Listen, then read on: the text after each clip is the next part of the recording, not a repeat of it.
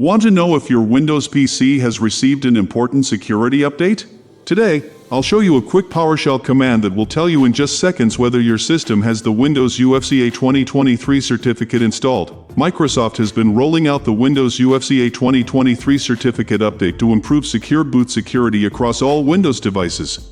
However, this rollout is happening gradually, and many users aren't sure if their PC has received the update yet.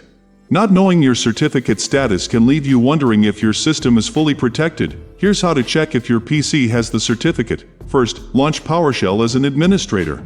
If you're not sure where PowerShell is located, simply open the Windows search bar and type PowerShell. Once PowerShell appears in the search results, right-click on it and select Run as Administrator. Running PowerShell with administrator privileges is essential for this check to work. When PowerShell opens, you'll see a command prompt. Now, you'll need to enter a specific command to check for the certificate.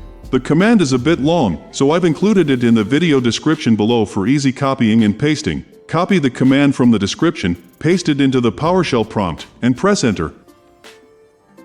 Understanding the results, after you press Enter, you'll see one of two results. If the result shows true, congratulations! This means the Windows UFCA 2023 certificate is already installed in your secure boot database. Your system is fully updated and ready to go. No further action is needed.